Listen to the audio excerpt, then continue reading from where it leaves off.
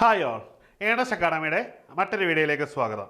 ഇന്ന് നമ്മൾ വന്നിരിക്കുന്നത് ഇൻഡസ്ട്രിയൽ എക്സ്റ്റൻഷൻ ഓഫീസർ എന്ന് പറയുന്നൊരു എക്സാമുമായിട്ട് ബന്ധപ്പെട്ട് നിങ്ങളുടെ കരിയർ ഗ്രോത്ത് എന്തായിരിക്കും, നിങ്ങളുടെ ഡ്യൂട്ടി ആൻഡ് റെസ്പോൺസിബിലിറ്റി എന്താണ് എന്നുള്ള കാര്യങ്ങൾ നിങ്ങളോട് ഡിസ്കസ് ചെയ്യുകയാണ്. അപ്പോൾ ഈ പരീക്ഷ എഴുതിയാൽ മാത്രമേ പോരല്ലോ, നമ്മൾ കരിയറിലേക്ക് കയറുമ്പോൾ എന്താണ് ഈ ജോലി എന്ന് കൂടി ഒന്ന് മനസ്സിലാക്കണമല്ലോ. ഒരു ചെറിയൊരു ഔട്ട്ലുക്ക് തരുവാൻ വേണ്ടിയാണ് ഞാൻ വന്നിരിക്കുന്നത്. അപ്പോൾ എല്ലാവരും ഈ ഒരു വീഡിയോ സ്കിപ്പ് ചെയ്ത് കാണാം. അപ്പോൾ നമുക്ക് കണ്ടന്റിലേക്ക് കിടക്കാം. ആദ്യമായിട്ട് ഇൻഡസ്ട്രിയൽ എക്സ്റ്റൻഷൻ ഓഫീസർ എന്ന് പറയുന്ന ആൾ ഏറ്റവും ബേസ് ജോബ്, നിങ്ങളുടെ ഒരു ലെവൽ കയറുമ്പോൾ നിങ്ങൾ ഈ ഒരു ബേസ് ബോട്ടം ലെവലിൽ നിന്ന് ചെയ്യുന്ന ജോലി ഇൻഡസ്ട്രിയൽ എക്സ്റ്റൻഷൻ ഓഫീസറാണ്. വളരെയധികം റെസ്പോൺസിബിലിറ്റീസ് ഉള്ള, സൊസൈറ്റിയുടെ കമ്മിറ്റ്മെന്റ് ഉള്ള, സൊസൈറ്റിയുടെ ഗ്രോത്തിന് ഒത്തിരി കോൺട്രിബ്യൂഷൻ ചെയ്യുന്ന ഒരു ജോബാണ്. അതിൽ ഇൻഡസ്ട്രിയൽ എക്സ്റ്റൻഷൻ ഓഫീസറായിട്ടാണ് നിങ്ങൾ കരിയർ തുടങ്ങുന്നത്.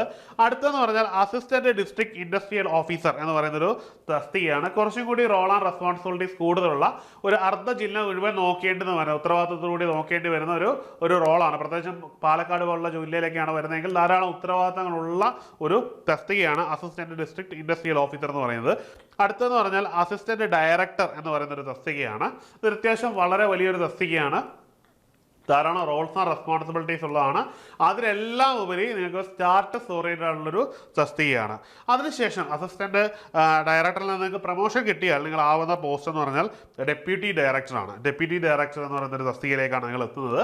ഈ ഡെപ്യൂട്ടി ഡയറക്ടറുടെ അടുത്ത പ്രൊമോഷൻ എന്ന് പറഞ്ഞാൽ ജോയിന്റ് ഡയറക്ടറാണ്. ജോയിന്റ് ഡയറക്ടർ എന്ന് പറയുന്നത് അത്യാവശ്യം നല്ല പോസ്റ്റാണെന്ന് ഓർക്കണം. അതായത് ഓൾ കേരളയിൽ തന്നെ വളരെ കുറച്ച് തസ്തികകളൊക്കെ ഉണ്ടാവുള്ളൂ. ആ ഒരു തസ്തികയിലേക്ക് പോകും. അത് ഇക്വലൻ്റ് ആയിട്ടുള്ള മറ്റൊരു തസ്തിക കൂടി വിടും, ജനറൽ മാനേജർ എന്ന് പറയും, GM. അതായത് ഈ ഒരു തസ്തികയിലേക്ക് മാറുന്ന പറഞ്ഞാൽ ഈ ഇൻഡസ്ട്രീസ് വകുപ്പിൻ്റെ കീഴിൽ തന്നെ വരുന്ന ചില വലിയ ഇൻഡസ്ട്രീസ് ഒക്കെ ഉണ്ട്. അതിൻ്റെ ഒരു ജനറൽ മാനേജർ പോസ്റ്റിലേക്കും ആ ഒരു തസ്തികകളിലേക്ക്, അതായത് പബ്ലിക് സെക്ടർ അണ്ടർടേക്കിങ്ങുകളിലേക്ക് നിങ്ങളെ ടോപ്പ് മോസ്റ്റ് പോസ്റ്റിലേക്ക് അപ്പോയിൻറ്റ് ചെയ്യുമ്പോഴാണ് നിങ്ങൾ അവിടുത്തെ മാനേജർ GM എന്ന് പറയുന്ന ഒരു തസ്തികയിൽ ജനറൽ മാനേജർ പോസ്റ്റിലേക്കൊക്കെയാണ് മാറുന്നത്. അതൊക്കെ കുറച്ചും കൂടി എന്താ പറയുന്നത് ലൈഫ് എൻജോയ് ചെയ്യാൻ പറ്റുന്ന ഒരു തരം പോസ്റ്റുകളാണ്. ഇതൊക്കെ ഒരു 20ാമത്തെ 22ാമത്തെ വയസ്സിലേക്കാണ് നിങ്ങൾ കയറുന്നതെങ്കിൽ നിങ്ങളുടെ ഒരു നല്ല പ്രായത്തിൽ തന്നെ നിങ്ങൾ ഇവിടെ എത്തും എന്നുള്ളതാണ് സത്യം. അതിനുശേഷം അഡീഷണൽ ഡയറക്ടറാണ്.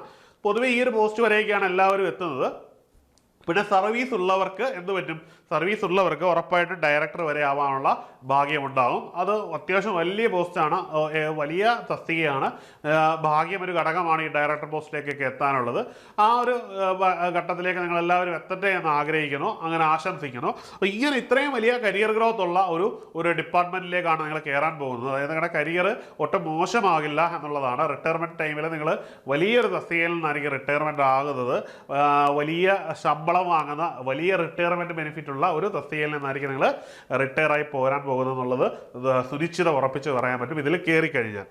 രണ്ടാമതായിട്ട് ഇതിൻ്റെ ഡ്യൂട്ടീസ് ആൻഡ് റെസ്പോൺസിബിലിറ്റീസ് ആണ്. നിങ്ങൾ ഇതിൽ കയറിയിട്ട് ഇത്രയും വലിയ കരിയർ ആണെന്ന് പറഞ്ഞിട്ട് കാര്യമില്ല. എന്താണ് നിങ്ങളുടെ ഡ്യൂട്ടീസ് ആൻഡ് റെസ്പോൺസിബിലിറ്റീസ്?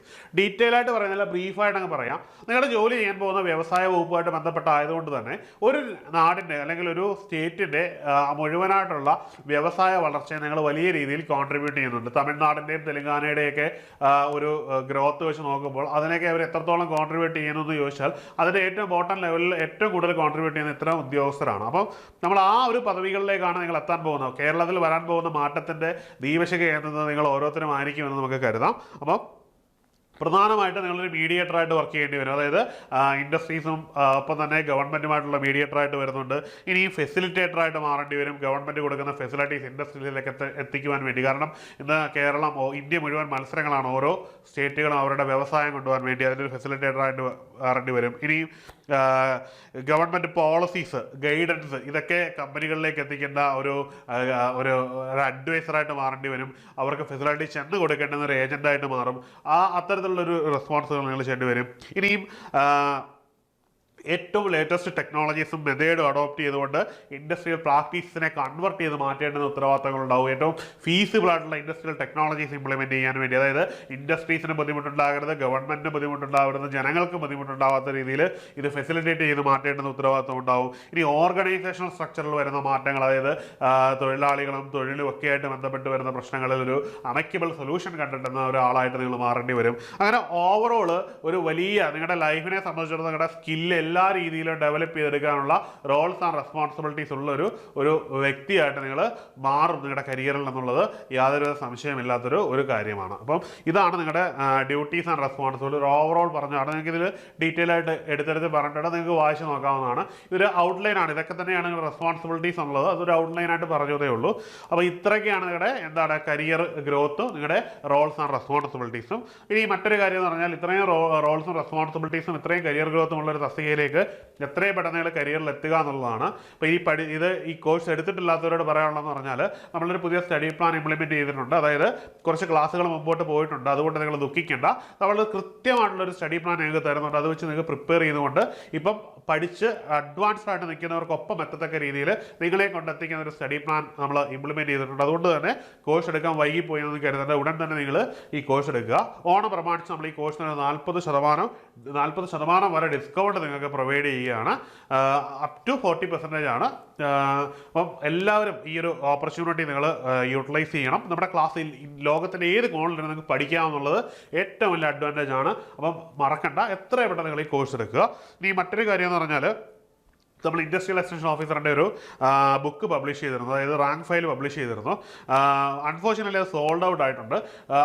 വലിയ ഡിമാൻഡാണ്. നമ്മൾ പ്രതീക്ഷേനേക്കാളും കൂടുതൽ ഡിമാൻഡ് നമ്മുടെ ബുക്കിന് ഉണ്ടായിപ്പോയി. അതുകൊണ്ട് നമുക്ക് പെട്ടെന്ന് സോൾഡ് ഔട്ട് ആയി. അപ്പം നിങ്ങൾ ഇതുമായിട്ട് ബന്ധപ്പെട്ട ആവശ്യമുണ്ടെങ്കിൽ നിങ്ങൾ താഴെ ഒരു ഗൂഗിൾ ഫോം ഫില്ല് ചെയ്താൽ മതി. നമ്മൾ വീണ്ടും റീപ്രിൻറ്റ് ചെയ്തിട്ട് നിങ്ങളിലേക്ക് എത്തിക്കും. അടുത്ത എഡിഷനായിട്ടല്ല, റീപ്രിൻറ്റ് ചെയ്തിട്ടാണ് ഏറ്റവും ലേറ്റസ്റ്റ് എക്സാം ക്വസ്റ്റ്യനുകളൊക്കെ ഉൾപ്പെടുത്തി വീണ്ടും നിങ്ങളിലേക്ക് എത്തിക്കുന്നതായിരിക്കും. അപ്പം എത്രയും പെട്ടെന്ന് നിങ്ങൾ ഗൂഗിൾ ഫോം ഒന്ന് ഫില്ല് ചെയ്യുക.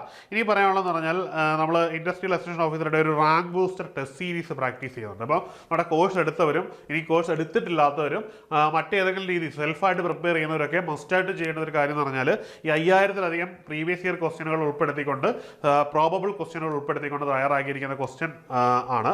അപ്പോൾ ഈ ക്വസ്റ്റ്യൻ വർക്കൗട്ട് ചെയ്യുന്നതാണ് നമുക്ക് എപ്പോഴും ഒരു പരീക്ഷയെ ക്രാക്ക് ചെയ്യാൻ നമ്മളെ സഹായിക്കുന്നത്. എത്രയും പെട്ടെന്ന് എന്ത് ചെയ്യുക, നിങ്ങൾ ഇത് പർച്ചേസ് ചെയ്യാനുള്ളതാണ്. നിങ്ങൾ വാങ്ങി ഉടൻ തന്നെ നിങ്ങൾ പ്രാക്ടീസ് തുടങ്ങുക. എപ്പോൾ വേണമെങ്കിലും എന്ത് ചെയ്യാം, നമുക്ക് പരീക്ഷയെ ഫേസ് ചെയ്യാനുള്ള ഒരു ധൈര്യം ഇത് പ്രൊവൈഡ് ചെയ്യും. അപ്പം ഇതുമായിട്ട് ബന്ധപ്പെട്ട് എന്ത് ആവശ്യങ്ങൾക്ക്, അതായത് ക്വസ്റ്റ്യനുകളുമായിട്ട് ബന്ധപ്പെട്ടോ ഒപ്പം തന്നെ കോഴ്സുമായിട്ട് ബന്ധപ്പെട്ടോ വീഡിയോയുമായി ബന്ധപ്പെട്ടോ എന്ത് കാര്യത്തിൽ നിങ്ങൾക്ക് എന്ത് ചെയ്യാം, താഴെയുള്ള ഗൂഗിൾ ഫോം ഫില്ല് ചെയ്യാം. അപ്പം എല്ലാവരും ഫില്ല് ചെയ്യുമെന്ന് കരുതുന്നു. മറ്റൊരു വീഡിയോയിൽ കാണാം. Good bye.